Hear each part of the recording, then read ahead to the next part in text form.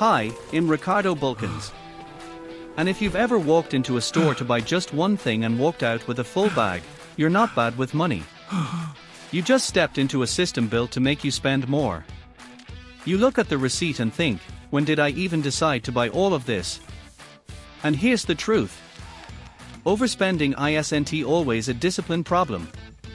A lot of the time, it's marketing and store design. Stores use psychology to guide your attention, shape your choices, and even change what feels like a good deal. The good news is that once you see these tactics, saving money becomes a lot easier than you think. I'm going to break down 7 common traps that quietly drain your wallet, and what to do so you don't fall for them. Trap number 1 is price anchoring. This is when they show you an expensive option first so everything else feels reasonable.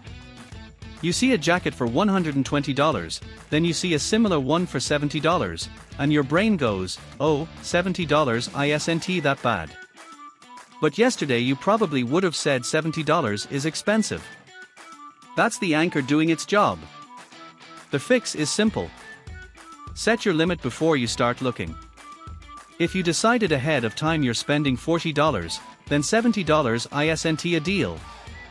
It's just over your budget. Trap number 2 is the decoy option. This is when they offer 3 choices, but one is designed purely to push you toward the option the store wants you to pick. For example, small is $6, medium is $7, and large is $7.50. You think, I'm not dumb, they'll get the large, look how little more it is. But you're not saving money. You're buying more than you planned. The fix is to stop choosing what looks like the best value and start choosing what you actually need. Decide the size you need first, then buy that, even if the bigger one feels like a better deal.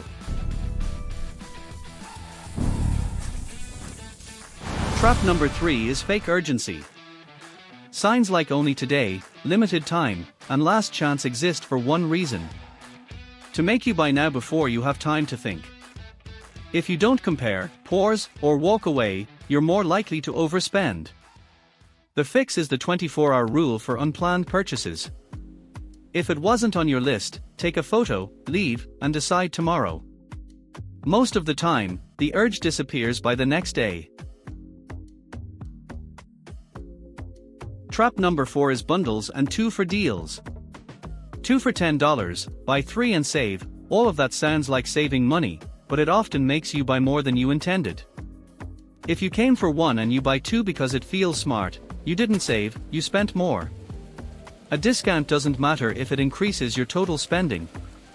The fix is to only bundle when you were already going to buy that exact quantity and you know you'll use it before it expires. If you didn't plan the extra item, it's not a deal, it's just extra spending. Trap number 5 is product placement. The most profitable items aren't placed randomly. Stores put high-margin products at eye level, on end caps, near entrances, and in the most visible spots. The cheaper and better value alternatives are often lower, higher, or tucked away where your eyes don't naturally go. If you only scan straight ahead, you're more likely to buy what's best for the store. The fix is to scan up and down the shelf and compare unit prices, price per ounce, per gram, per liter. The best value is often not the first thing you notice. Trap number 6 is the loss leader. That's when a store sells one popular item super cheap just to get you inside: milk, eggs, bread, something basic. You walk in for the cheap item and walk out with a bunch of extras because once you're in the store, you start adding things to your cart. The fix is a shopping list. Not a rough idea, an actual list. Treat it like a contract. If it's not on the list, it doesn't exist.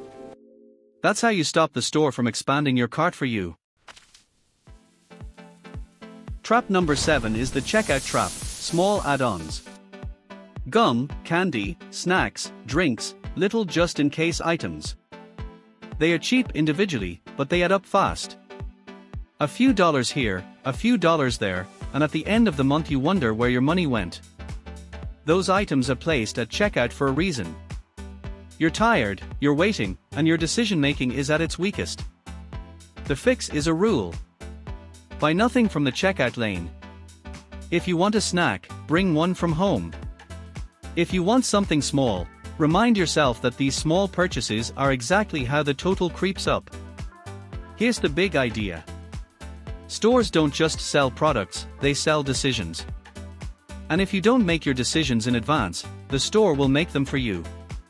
You don't need to live like a minimalist monk or never enjoy anything. You just need a few habits. Set your budget before you browse, walk in with a list, pause for 24 hours on unplanned buys, and check unit prices before you believe a deal. Those simple habits protect your money better than motivation ever will. Alright, that's it. Subscribe for more simple money tips. I'm Ricardo Bulkins, see you in the next one.